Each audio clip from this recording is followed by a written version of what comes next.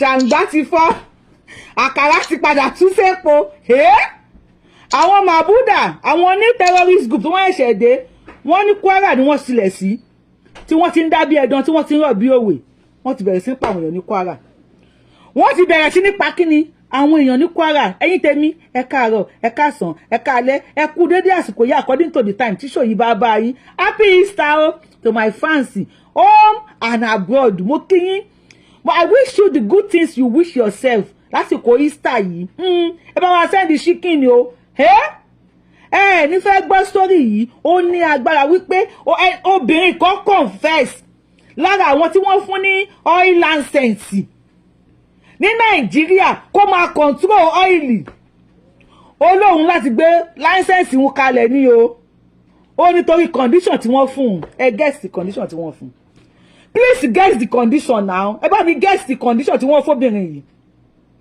ṣe ti kọ guess yìí sí comment section ẹ jẹ́ ìṣọ̀tàláìsì yín ẹ jẹ́ ìjà yín sí wọ́n ní kó lè bá sector tó wà kó lè bá máa ṣiṣẹ́ yẹn dáadáa wọ́n ló gbọ́dọ̀ gbé ó ti yé yín kò wá ṣe pé bá ṣe fẹ́yàn lásán o wọ́n ní agbésùnmọ̀mí ló máa ṣàgbọ́lá sóńbù ẹ̀ ló máa pàǹpà yí ẹ̀ wọ́n ní agbésùnmọ̀mí gbọ́dọ̀ ọ̀run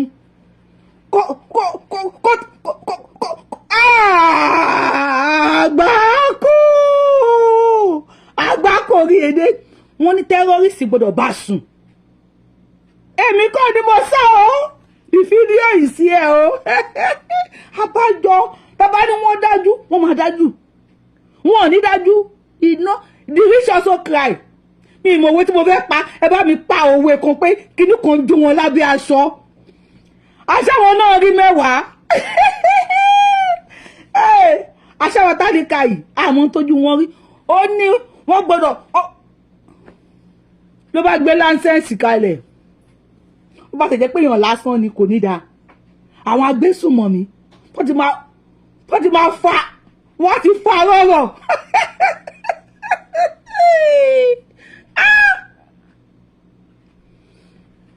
ẹ jẹ́ kúrò lórí ẹ̀ o kí n bọ́lẹ̀ ń bẹ̀ kó tó di pé ẹ gbọ́ mo kò ní sáré wá sọ ọmọ aráàlú ẹ̀ fún yín ni báwọn ní terrorist group pé jẹ́ pé Kwara ni wọ́n bẹ́ẹ̀sì sí nísìn then lẹ́yìn yẹn Gbàdújì àbí kí lórúkọ ẹ̀ bí wọ́n ṣe gbé àwọn agbésùnmọ̀mí wọlé ní 2015 gbogbo ẹ̀ lẹ máa gbọ́ o ìdí tó fi gbé àwọn agbésùnmọ̀mí wọlé ohun tí wọ́n wá fi wọ́n ṣe gbogbo ẹ̀ lẹ máa gbọ́ o ṣé Nàìjíríà lè ṣiṣẹ́ ṣá ṣé Nàìjíríà lè work máa yí kọ̀ǹfẹ́sì ó dà pé àsìkò kọ̀ǹfẹ́sì ṣé kìí ṣe pé ẹ jẹ́wọ́ fún mi ẹ̀yin tẹ́ ń wò mí ẹ jẹ́wọ́ fún mi mi like kéèyàn máa parọ́ èwo nínú ẹ̀yin tẹ́ ń wò mí yìí ni ẹ lọ sórí òkè lọ ṣàdúrà wípé kí náà máa jọ àwọn pípì lábẹ́ aṣọ kan máa jẹ́wọ́ kan máa confess ẹ jẹ́wọ́ fún mi ẹ̀yin ìyá yìí tẹ́ ń wò mí mo mọ̀ pé many of you lẹ́ ń gbàwẹ̀ lẹ́ ń gbàdúrà èwo nu yín ló gbàwẹ̀ ló gbàdúrà ló lọ sórí òkè tó lọ fi àwọn olórí ibú yìí rẹ́ wípé ilé ògbà ọ̀nà ògbà lè ṣe wí ara àgbà kọ́ máa kọ̀ǹfẹ́ǹsì ẹ jẹ́wọ́ fún mi o èwo nu yín lọ ṣàṣàlátù ẹni tó bá tẹ̀sùn bá nínú yín tó mọ̀ pé àwọn mùsùlùmí tó gbádùn wà lórí péjì tèmi èwo nu yín lọ ṣàṣàlátù tó lọ pé káwọn pípù yìí kára máa ní wọn kọ́ máa jẹ́wọ́ jáde Ìlọrin àṣírí ìtìtú wa o àti Ìlọrin náà ti kà o káwú bàràjé òun lórúkọ ẹ̀ mo ti bá yín mu wá gbogbo bí wọ́n ṣe gbé àwọn agbésùnmọ̀mí wọlé how they harm them láti wọlé láti win election 2015 ọ̀rọ̀ pọ̀ ní ìwé ìpẹ̀jọ́ o now mo fẹ́ bá brọ́dà mi yìí sọ̀rọ̀ bọ̀dá mi Délé Fárótìmí ẹ ra sà ẹ pẹ̀lẹ́ sà gbogbo ọ̀rọ̀ tẹ́ ẹ sọ gbogbo ẹ̀ ló mú yẹ̀sì bẹ́ẹ̀ pẹ̀lú nǹkan tẹ́yìn náà ń wò yẹn ẹ dẹ̀ ṣì ń believe pé Nàìjíríà máa work gẹ́gẹ́ bí ọmọ Yorùbá mo ti ẹ̀ pé nínú fídíò yìí ẹ̀ ń sọ wípé wípé ibìkan lẹ ti kàwé Ọ̀yọ́ state àwọn tó ń sọ pé ọmọ Ìgbò ni màmá yín igbá kan àwo kan bẹ́ẹ̀ mo fẹ́ bí gẹ́gẹ́ bí ọmọ Yorùbá àtàtà gbogbo àwọn tó jẹ́ sponsors fún àwọn agbésùnmọ̀mí yìí àwọn tó wọ́n import àwọn agbésùnmọ̀mí wọlé èmi àti yín mọ̀ pé elite ni wọ́n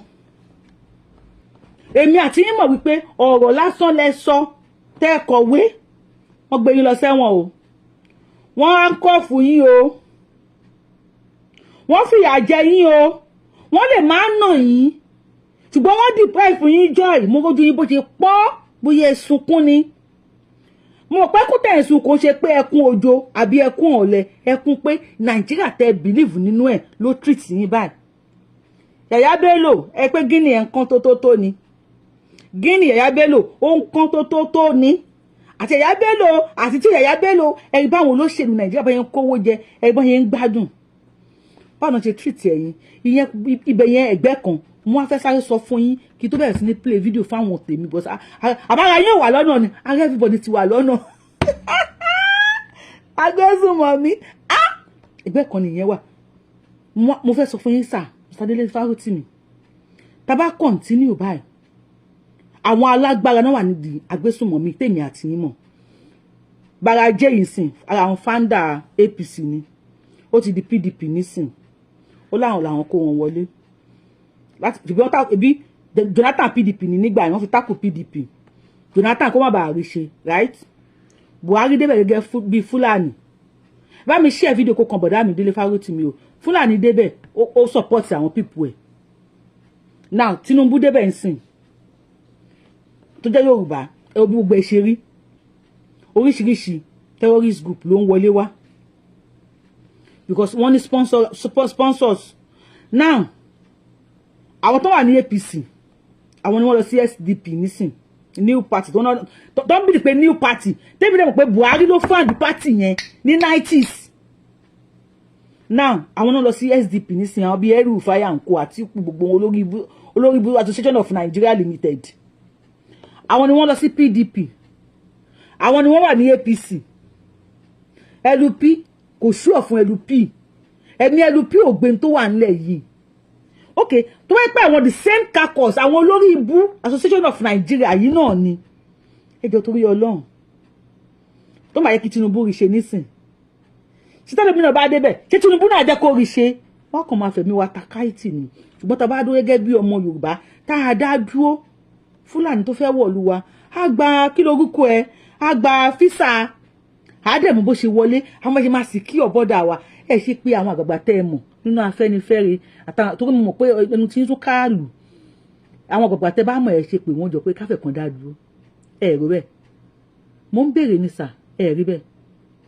Nàìjíríà ò lè ṣiṣẹ́ àwọn olórí ibú tán wà bẹ́ẹ̀ kí n ṣe nǹkan kan náà báwọn lè ṣiṣẹ́ they will not claim pé Fúlàní ọmọ Nàìjíríà ni bó tó bá gba Yorùbá ọmọ Fúlàní ò ní wá pé ọmọ Yorùbá lòun kò possible ẹ̀yin náà ẹ rò bẹ́ẹ̀ bọ̀dá mi Dele Farotimi ẹ bá mi rò bẹ́ẹ̀ ẹ bá mi rò ó fọlọ́run ọba bẹ̀ yẹn ẹ má bínú sà ẹ bá mi pa àwọn tó bá mọ̀ pé ẹnu wọn tọ̀rọ̀ ẹ bá mi pè wọ́n pé tá a bá dá dúró ló máa bẹ́tà ibo ò ní wá sí kó sọ pé ọmọ Yorùbá lòun because Yorùbá kan náà ni ẹ wá but Nigeria ìlú tí ò lédè we don't speak the same language we are not of the same culture ẹ jọ̀ọ́ má bínú sà ṣe ti gbọ́ mo kúnlẹ̀ gbogbo ẹ̀yìn àgbàgbà lẹ́yìn ìbẹ́ dàkún tó yọ Ọlọ́run ẹjọ́ ẹ ṣàánú ẹ jáde àdúró ni mo bẹ̀ yín ni àtàgbà tọmọdé náà ẹ jọ̀ọ́ tó wọ́n ọmọdé tó pẹpẹ àgbàlagbà náà wọ kèrèǹgbé ẹ dákun tó yẹjá wọjá sáré wọnú fún ẹnu agbámi ètò Yorùbáwùyí lórúkọ tèmi Yorùbáwùyí lèmi ń jẹ́ o bí wọ́n náà ló lé akálólú of Yorùbá là dáadáa wọn lẹ Yorùbá ọmọdé ọmọ lọ ní olóyè tí ò pé méjì abẹ ní ọmọ òṣè pààrọ̀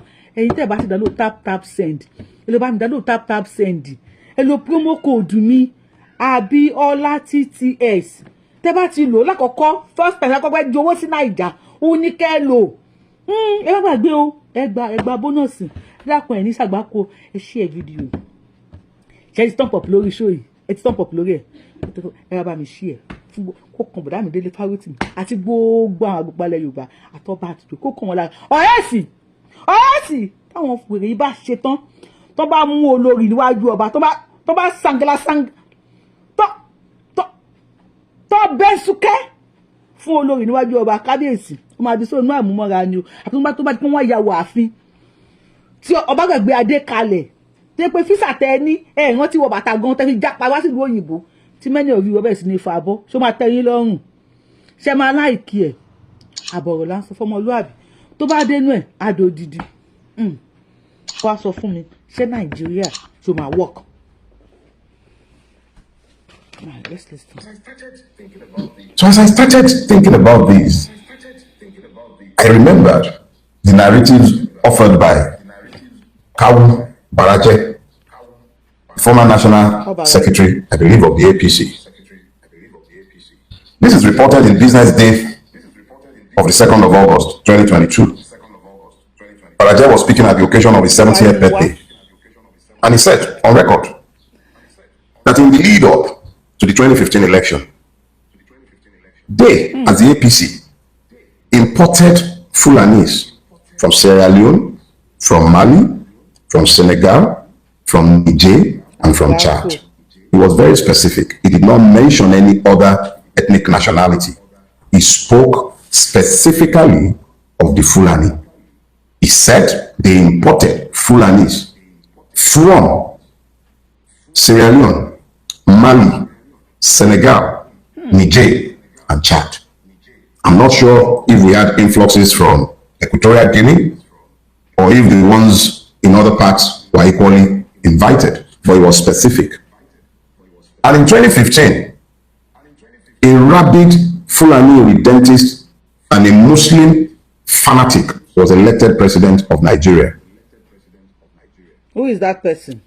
Baraje was very, very clear in also saying that the people they invited, they also harmed. Let me repeat myself. Go to the Business Day newspaper of August 2, 2022. I am quoting Kawu Baraje. He was part of the foundation of the APC. He was the fractional chairman of the breakaway PDP that was part of the foundation of the APC.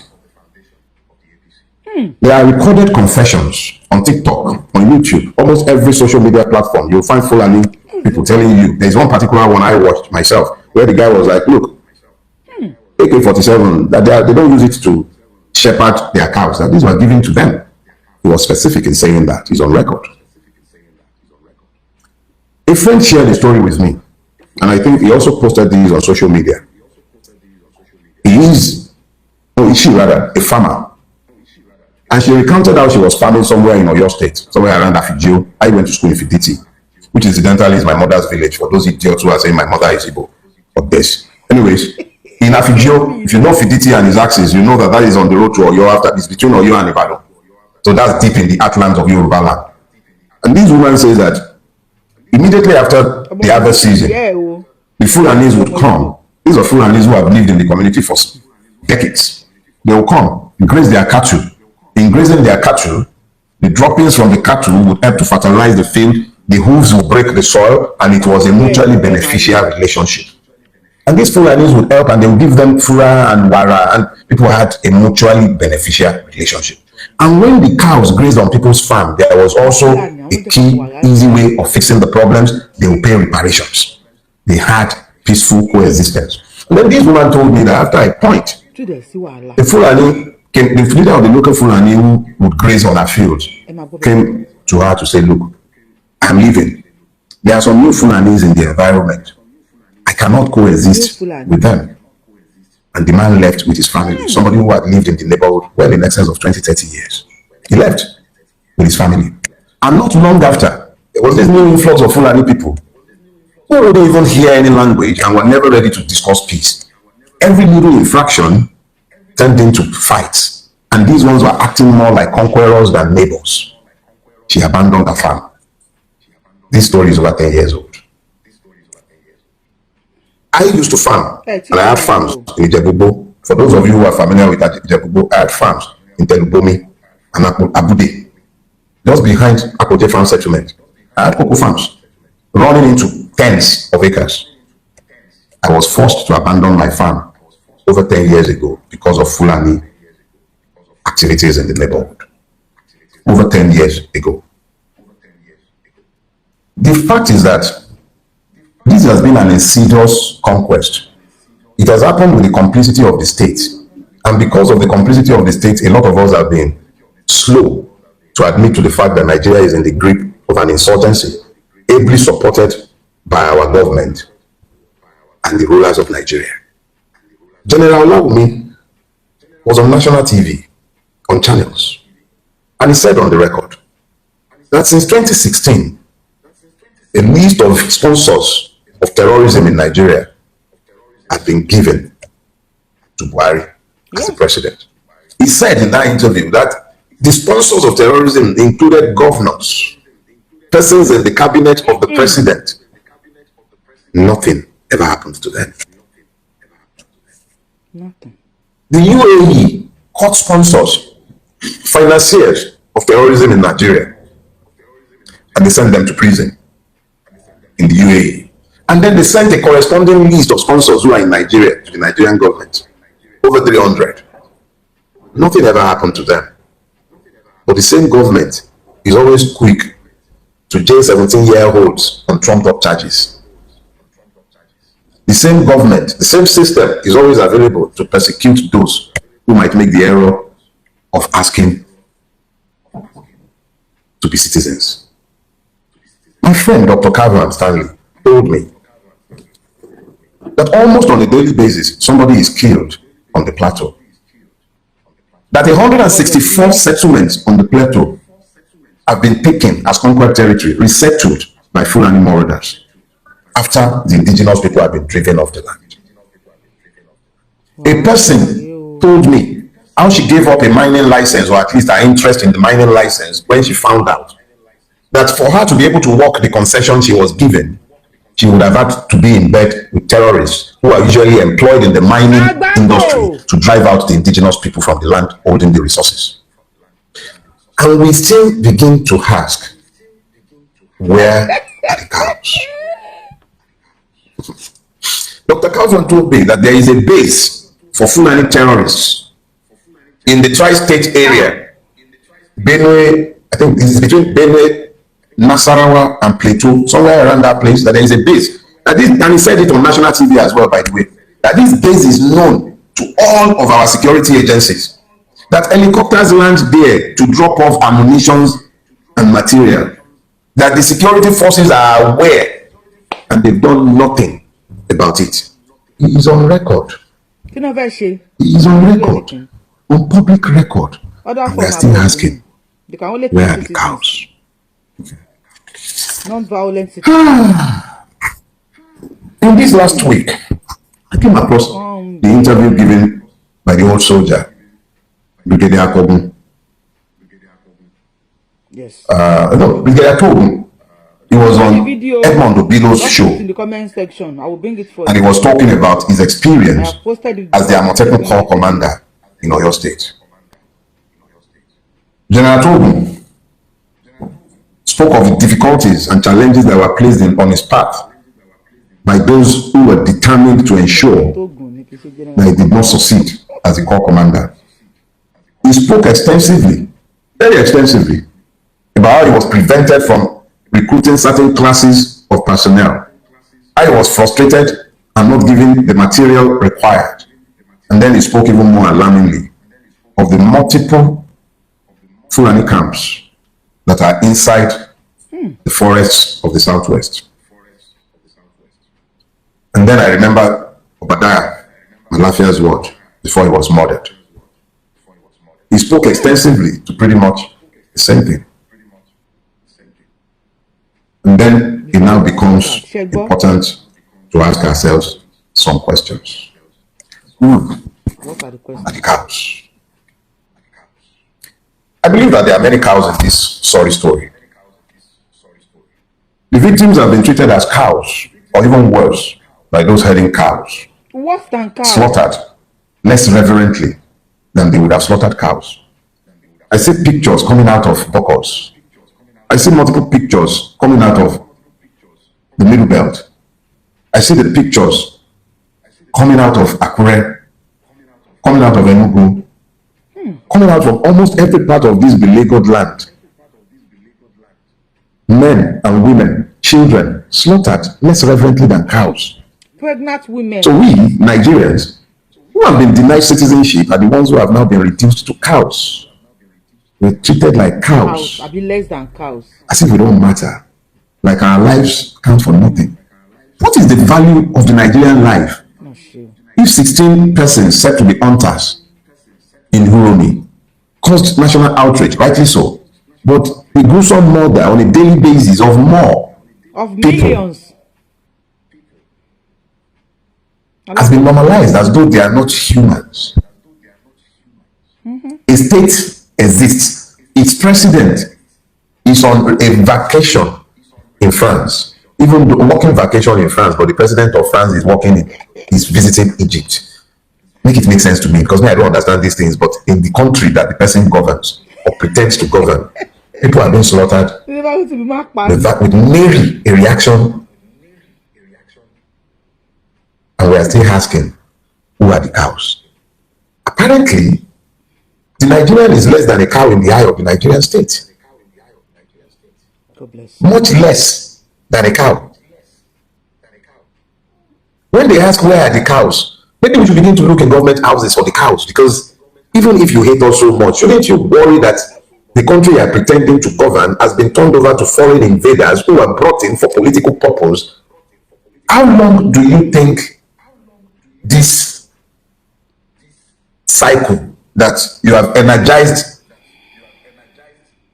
is going to last before there is a blow up?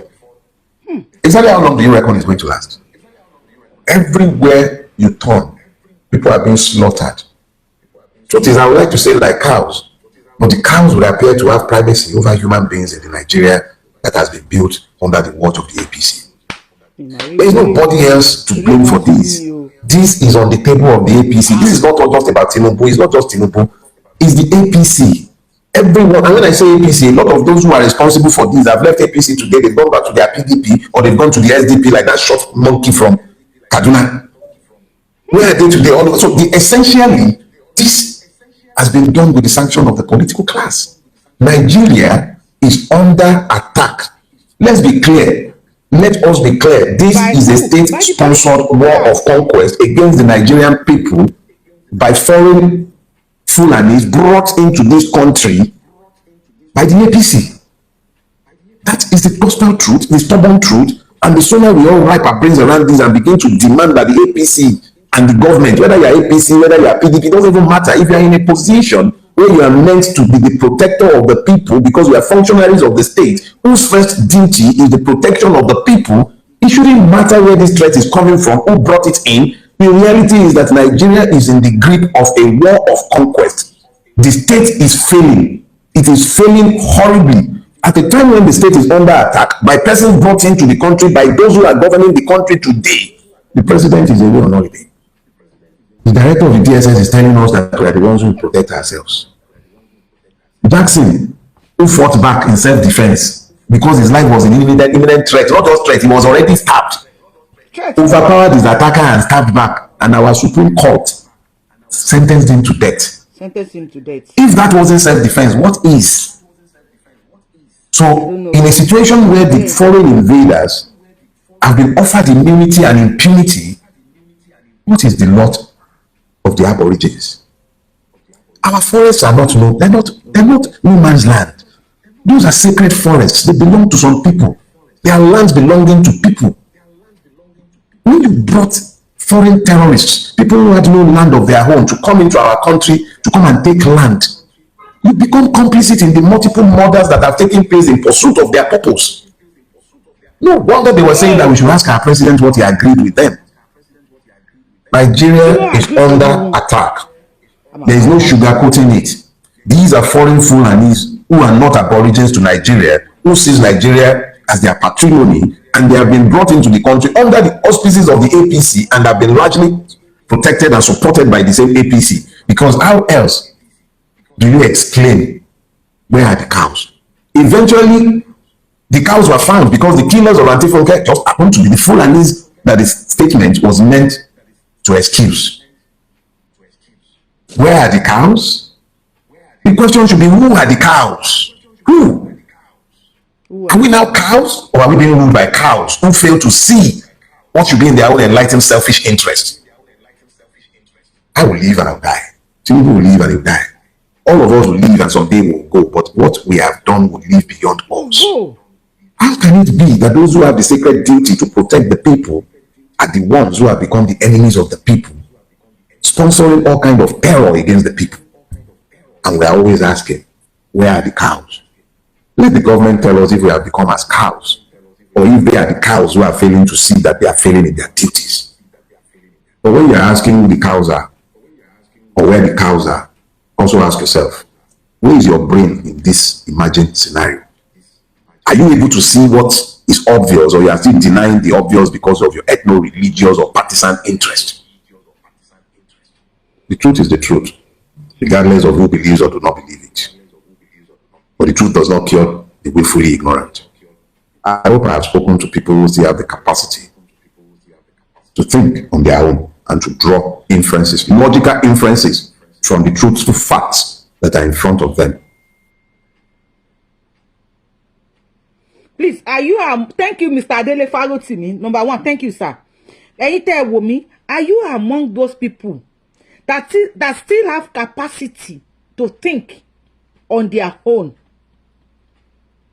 Ṣé wà lára àwọn tí wọ́n sì lè ro orí on your own? Please, ní gbogbo ọ̀rọ̀ tí Mr. Adele Farotimi sọ yìí, kindly put what you think in the comment section. Let me see your comments. In the comment section, you can drop as many comments as you wish in the comment section. Let us reason together due to what he said. Now, Mr. Adele Farotimi, sir, I am here to speak to you, sir. Nínú ọ̀rọ̀ tẹ́ ẹ sọ ni mo ti fẹ́ mú lò ó. You said all these terrorist Fulanis from Senegal, from Mali, from wherever they are bringing them from. You said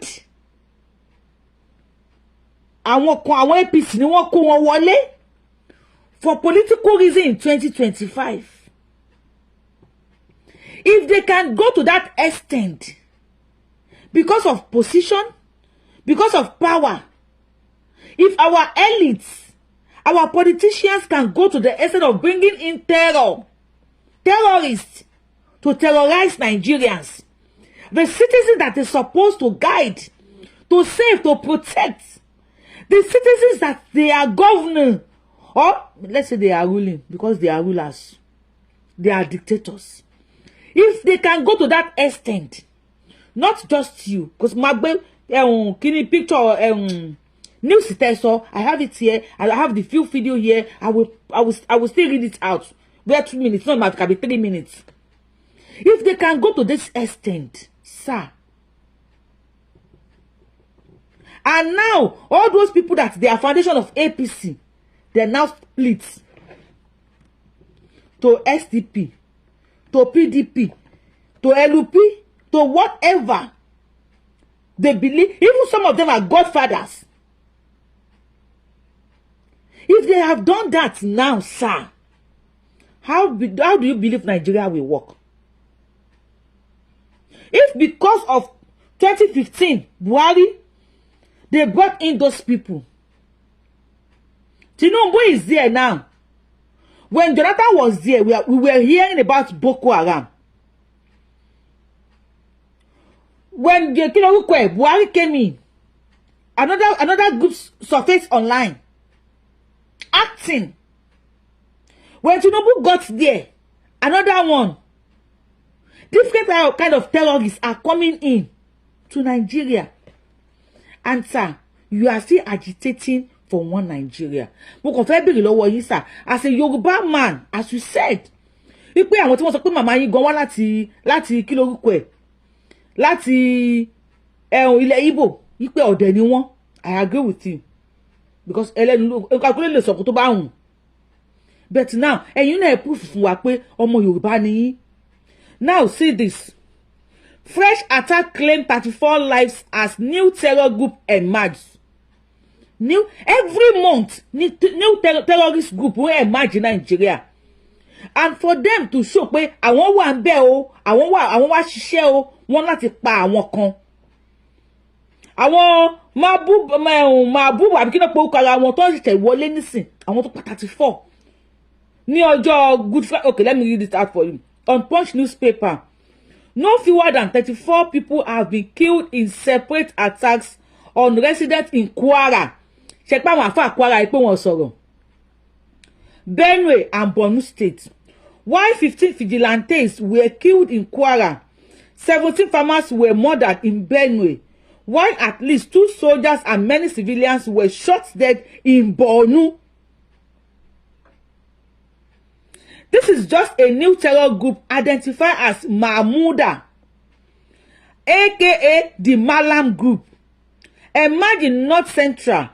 The National Counter-Terrorism Center in the Office of the National Security Advisor confirmed the emergence of the group to Saturday Punch on Friday. Ọjọ́ Good Friday ni wọ́n tún gba ẹ̀mí lẹ́nu àwọn èèyàn. Èyí ni Easter Sunday, right? Ní Ìjẹta. Àwọn ẹlẹ́ni tí wọ́n jí láàárọ̀ Good Friday wọ́n pa wọ́n dànù.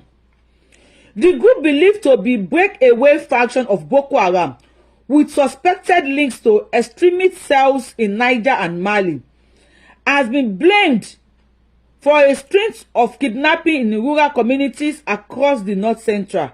Saturday Punch gathered that Mahmuda killed 15 vigilantes and the villagers on Wednesday in an attack on Kemaji, a community in Kiama local government area of Kwara State. Ẹ̀yin ọmọ Yorùbá, Kwara State ti ń gbọ́ Kemaji kan gangdi, ṣe ti gbọ́ 17 people ni wọ́n pa. So àwọn Mahmuda yẹn Kwara làwọn fi ṣe base. Hey. According to the source, the group has been carrying out series of attacks, including killings and kidnapping in rural communities around the Kanji Lake National Park, which spans part of Kwara and Niger states. Now, according to Mr. Adele Farotimi sọ wípé ẹni àwọn tí wọ́n gbé kinní wọlé, mo ti ní kinní mi fẹ́ kó lọ́ngì. Máa náà lẹ ń wò yẹn, Káwù Bàràjé. Tí Dele Farotimi sọ. Ṣé pọ́n pa wọ́n ní Kwara nsìn? Àwọn tí wọ́n fọlọ́pàá gbé àwọn ọmọ àwọn èèyàn pé wọ́n defame àwọn, wọ́n blackmail àwọn. Ṣé pé wọ́n ò ṣe kankan? Mo ń bọ̀. How we brought in Fulani militants from Mali, Sierra Leone, Senegal, and others to win 2015 election. Káwù Bàràjé. Ó sọ Ìlọrin ló ti sọ ní 70th birthday. Ní August 2nd, 2022. August 2nd, according to what Dele Farotimi said, mo ṣe lọ bá yín mo wá ìpẹ́yìn tèmi. Yorubawuyi mi ò kí ń hèèrà tí ò bá lọ́mọ ní mi tí ẹ̀ kí ń hèèrà rárá ni confam ni kò sẹ́rì kò sọ̀rọ̀ kò sẹ́rì. Bá mi jẹ́ tán pop lórí show yìí. Pé mo lọ bá yín mo wá yẹ like show yìí. Ẹ bá mi comment lórí show. Yẹ kí tẹ́ bá lè comment ẹ kí mi thank you. Pé mi ò jẹ́ kí tí di bó ṣe ń lọ mo ṣe mu wá fún yín. Mo fẹ́ bèèrè lọ́wọ́ yín, in a working country, if somebody can come out and said àwọn làwọn kó àwọn agbésùnmọ̀mí wọ̀lú, in a good country, bó lè yẹ kí bàbá yìí wà. Káwù Bàràjé, he said this in a long. Now let me read forward. Revelation have started to made on how Nigeria got itself into the current high level of insecurity in the country. High level of insecurity in the country. Dẹ́rẹ́ lò sí kí lórúkọ ẹ̀ Sátánì of Sokoto.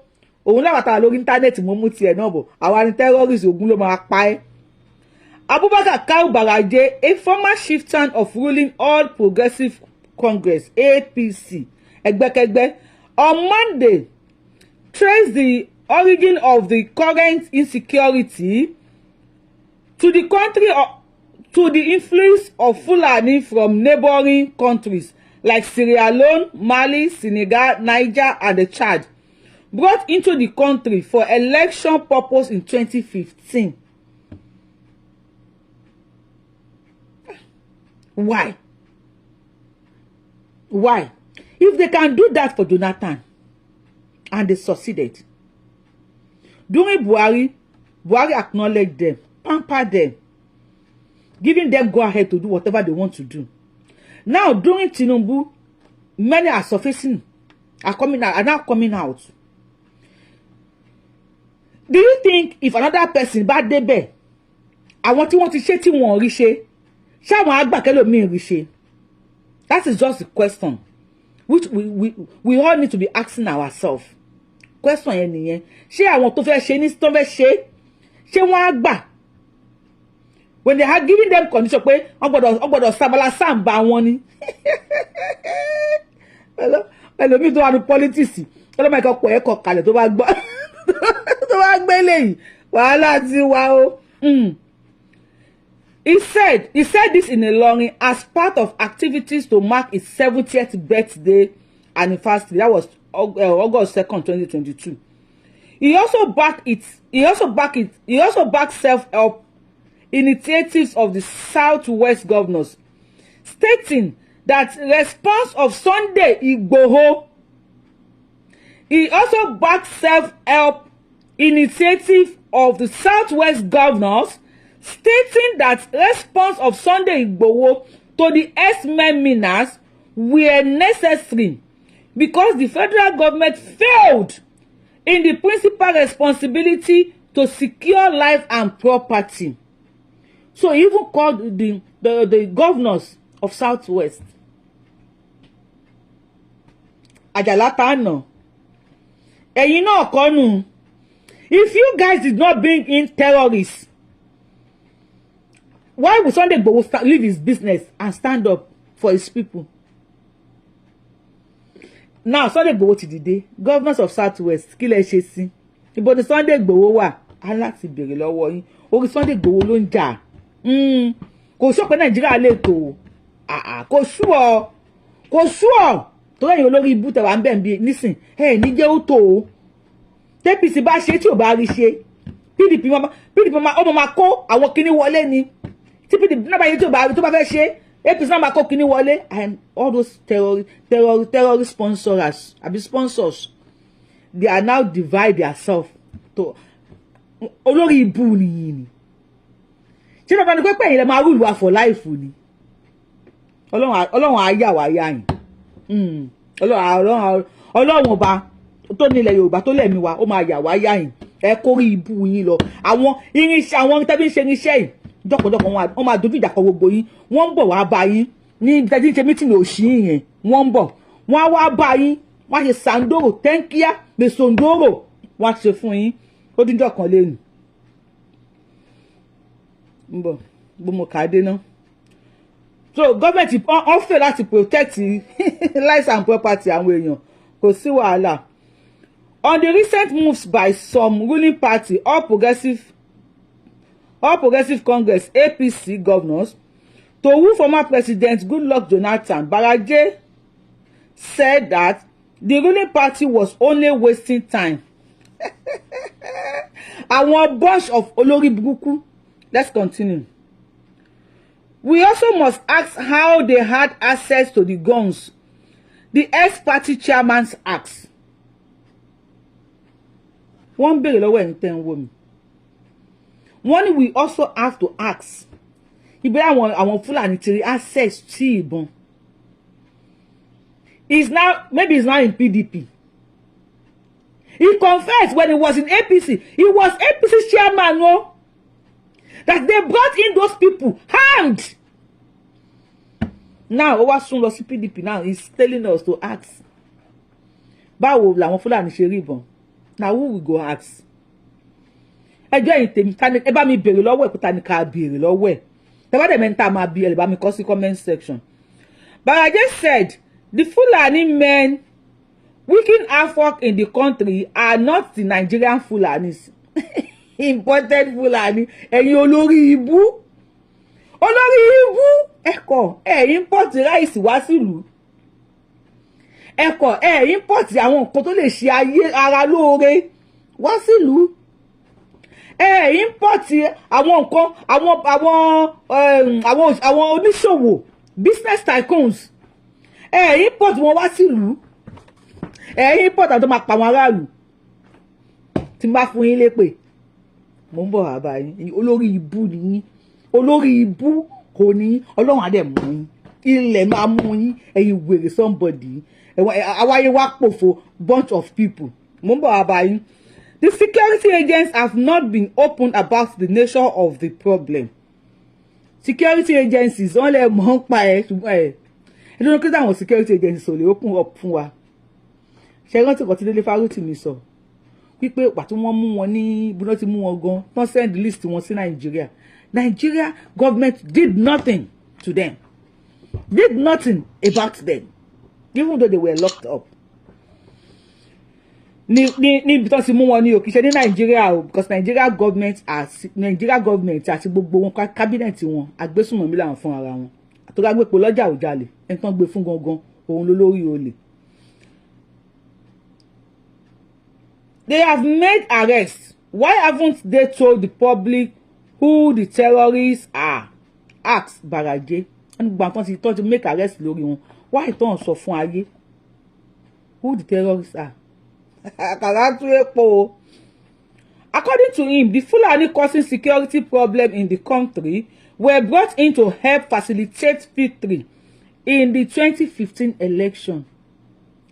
Lórí ìbú ni àwọn Fulani tẹ́ kó wá wọ́n wá help yín láti gba ìjọba to win 2015 election.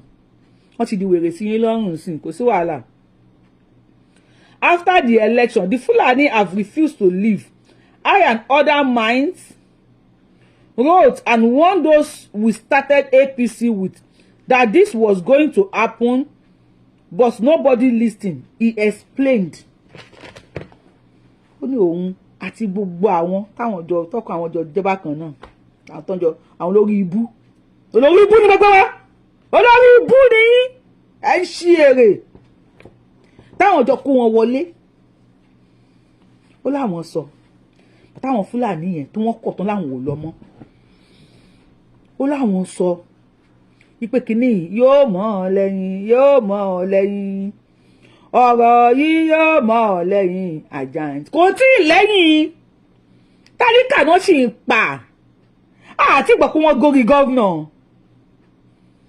àwọn ọba kéékèèké ni wọ́n sì ń pa wọ́n sì dọ́dọ̀ A-list ọba àwọn ọmọ tálíkà nìkan la sì ń lọ sọmọ ọ̀dọ̀ nílùú òyìnbó wọn ò tí ì lé ọba kó sáré jọ̀nàjọ̀nà kó máa wá fa bọ́ l'Amẹ́ríkà wọn ò tí ì mú olórí kó bẹ́ńbẹ́ sú ẹ̀ lójú ọba wọn ò tí ì máa ṣe yẹn. Ẹ̀yin tẹ́ mewúrẹ́ so mọ́lẹ̀ ẹ mọ̀ pé máa fún ní pákí kí lẹ́jọ́ agree pẹ̀lú wọn tó di pé kó wọn wá kí lẹ́ agreement yín Fúlàní tàn yín tó pé yín náà jó lórí ibú. I think the history is repeating itself torí pé ẹ fẹ́ jà pẹ̀lú àwọn ọmọ ìyá yín ẹ ṣe lọ so mọ́ àwọn Fúlàní o because mo mọ̀ pé ẹ̀yin tẹ́jọ́ ṣe olórí ibú sákúlọ̀ fún olórí ibú yín jọ lọ invite wọn wọlé mo mọ̀ wípé ẹ gbọ́ èdè Fúlàní ṣùgbọ́n wípé ẹ fẹ́ lé Jonathan ní 2015 ọmọ ìyá tiyín ẹ ṣe lọ bá àwọn Fúlàní. Why I say history is repeating itself tẹ́ bá rántí pé kí lórúkọ ẹ̀ náà wèrè yìí Àfọ̀njá tó gbọ́dọ̀ fẹ́ bá láàfin Ọ̀yọ́ jà ó ṣe lọ bá àwọn Álímì Ìlọrin ti di tàwọn Fúlàní nísìn àwọn ọmọ Àfọ̀njá nísìn mi rò bóyá wọ́n lẹ́nu nílọrin mọ́ báyìí tó bá yá àwọn ọmọ tí náà tó bá ń gbọ́n tó ń jẹ́ Nàìjíríà wọ́n máa gbé yín ṣépè ní ìyà tó máa jẹ àwọn ọmọ tí náà tàwọn ọmọ tálíkà ń sìn ó máa dàbí premier ni fún movie gangan àwọn ọmọ yín náà máa forí ko movie original one àwọn ọmọ yín ṣe pé àwa ìjọ tó bá yọ 101 á jẹ tó bá yọ 011 á jẹ tó bá lè jẹ tó bá yọ 010 á jẹ tó bá lè yọ 0000 á jẹ ṣe àwọn ọmọ yín tíwé ọkàn tí wọn bó ṣe ń lọ wọn á rí sàǹdóró wọn pípé bá ṣe tán pẹ̀lú yín Ọlọ́run Yorubawuyi lórúkọ mi Yorubawuyi lèmi jẹ́ if you are coming across this page for the first time I am the one and only Akalolu of Yorubaland adá àwọn ilẹ̀ Yorùbá ọmọdémọdé yóò lóye tí òpó méjì abẹni ọmọ òṣèré pààrọ̀ ẹni tó mọ̀ pààrọ̀ tiwa adéwájú federal government tó máa sign ẹ̀ aláwàlá ogun gbọ́ ajé ó máa déwájú Elédùmarè tó ló sọ fún yín pé a kú bí 99 times 99 times a kú afẹ́ ẹ̀ kú a padà wá sáyẹ́wá di Mẹ̀túsẹ́là o tó bá ti wá padà dé kó wá pa àwọn fámìlì ẹ̀ níbi kọ́ ló máa pa ẹ tó bá ti download tap send ẹ bá mi lo promo code mi Abiola TTS app yìí la fi ń send owó anywhere tẹ́ bá wà sí Nàìjíríà ibi tí fẹ́ fún àwọn ará Nàìjíríà lójú tẹ́ dẹ̀ ń ṣe project ní Nàìjíríà náà ẹ bá mi download app ṣùgbọ́n ní àkọ́kọ́ ẹ má gbàgbé láti lo promo code mi Abiola TTS òun lẹ́ ń wò lẹ́gbẹ̀ẹ́ mi yẹn. Ciao, I love you. See you on my next show. Ẹ ti subscribe to YouTube channel mi kílẹ̀. Ó yẹ subscribe to YouTube channel yìí. Tẹ notification bell yìí sí all lórí Yorubawuyi platform. Bẹ́ẹ̀ láti ń dábí ẹ̀dùn láti ń rọ̀ bí o láti ń gbogbo ìwà fún yẹn pé lórí ibú. Ṣé lórí ibú ni wọ́n àgọ́ lórí ibú kọ́ ni wọ́n ṣé mo wíre bí ṣe pò wọ́n lórí ibú àbí mi wíre. Ẹ bá mi ṣe thumb up lórí show ìjọba mi share. Thank you, I love you. See you on my next show. Mo tí wọ́n fẹ́ kó ṣẹlẹ̀ náà nítorí terrorist làwọn tó wà lórí íńtánẹ́ẹ̀tì àwọn wèrè.